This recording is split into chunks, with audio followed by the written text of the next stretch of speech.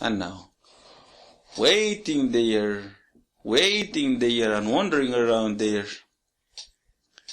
Jahannam will be brought in. It's going to be dragged and pulled. It's huge. Angels are great creations of Allah subhanahu wa ta'ala. They are huge. Some of them have 2 wings, some of them have 4 wings. Some, like Jibreel alayhi salam, has 600 wings. One day the Messenger sallallahu alayhi wasallam saw him. He filled the entire horizon in front of him. His feet were down on the earth and his head was top on the heaven. When he stood, he filled the entire horizon. That's just one huge angel body in front of the Messenger sallallahu alaihi wasallam. So they're huge, is that right? Yeah. Okay. Jahannam has 70,000 ropes. Each rope is pulled by 70,000 angels, of those huge and great and strong ones. So how huge is Jahannam? You cannot imagine that.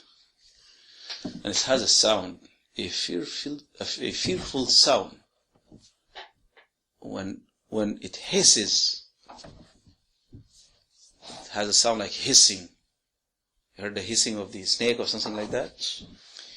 It's a huge one. People are going almost to die out of fear when they would hear that.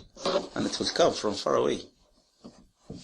And they are holding it because if they let go the ropes, it's going to burn everybody there. So people are looking. Jannah will be brought forth right there. It's high there. And Jahannam in here. And nobody is going to Jannah unless he would pass on top of Jahannam. You good, you bad, it doesn't matter at all. You have to pass on top of Jahannam. You heard about as-sirat? You know what as-sirat is? As-sirat is a path or a bridge on top of Jahannam. Imagine Jahannam, a huge hole, and only one bridge to pass Jahannam. Okay? So imagine how long is that? Unfortunately, that bridge, as narrow and tight, is a piece of hair. Can you stand on top of a piece of hair? And as sharp as the edge of the sword. And you are supposed to walk over there to go to the other side. Yeah, big time. Yeah, big time. That's impossible, is that right? Yeah. But some people will pass just like that.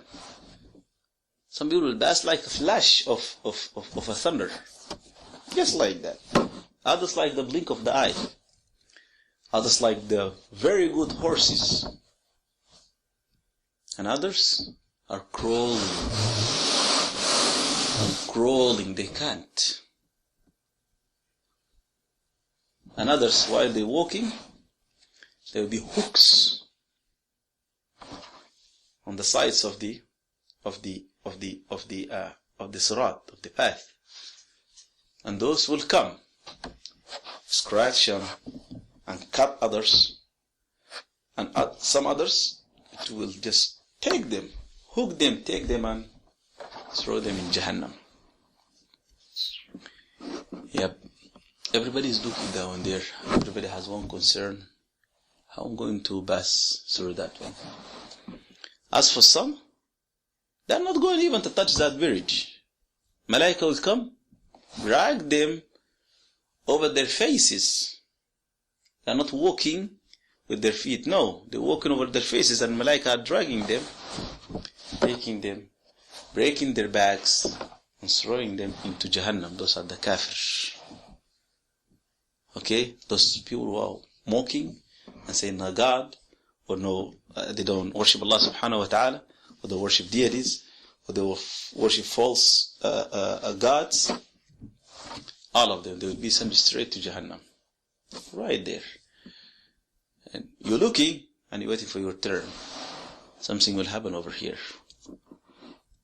Okay? Something will happen over here. Everybody has a book of records. Allah knows how big is that, but it's a book. It's a book. And that book will be thrown. Imagine a book. It's not like this, but imagine a book. And that book is flying.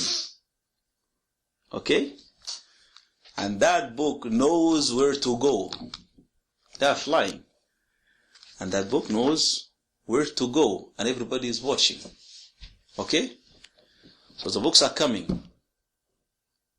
And you know that if you're lucky, your book will come rest in your right hand. Okay? For the miserable one, the books will go to their left hand. Is that right? Yeah. So everyone, even the wicked, even the hypocrite, is approaching with what? With the right. Nobody is approaching with the left. Everybody is approaching with the right. Yeah, I want my book in here, my book in here. So for some people, they will have their books and they will jump out of joy. Read my book. Read my book. He's going to everyone. He's not ashamed. Because all what he used to do was good. And he wasn't hiding anything. So read it. He's proud. And he basked. For the wicked one, he's approaching. He did nothing. He did nothing to deserve it. So he thinks that's he fooling Allah subhanahu wa ta'ala. What will happen? The book will come, fly, bash his hand, empty right hand, comes from behind and hit him in the back. So what he will do? Turn his left hand and hold the book with the left. Now he is not telling anybody to read his shame. No. He would start crying and wailing and wishes for, I wish this is my death was the end. I wish I never resurrected. My money doesn't help me. Nothing helped me and nothing will help me. And he's crying and screaming. Okay? There, some people will be tired. So tired. Because the sun is so close. And everybody is sweating. And you are going to sweat according to your deeds. Some people would sweat just to their ankle bones. Others to their knees. Others to the waist. And others are swimming up and down, up and down. They are sinking down in their own sweat.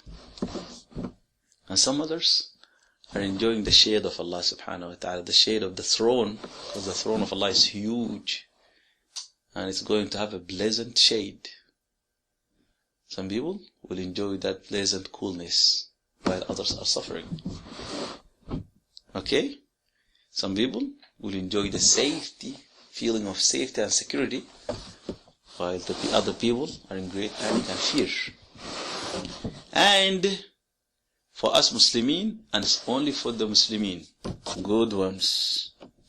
The Messenger ﷺ has a pool, and it's only for him. And that pool not inside Jannah, no. It's outside in the land of resurrection. Okay? Huge one. Huge. It's a beautiful water, and the water is coming from Jannah, from the river of Al-Kawthar, from inside Jannah. And plenty of cups around there. As many as the stars on the sky at night. So can you count them? The cups will be like that. So you Muslim will go straight and drink. Other people will come from other nations. They can't. Why? Because the Messenger knows us. And he can easily distinguish us. How? Because of Muslims. Because of? Muslims. But, in the day of judgment, there is nothing to tell that you are a Muslim. Because there's humans around you, is that right? Yeah. So how he will figure that he's a Muslim and he's not? Before you do salat what will happen? You make wudu, is that right? Yeah. Okay? And when you go for sujood, you will have this sign for sujood if you frequently are doing sujood, is that right? So you are going to have it here white,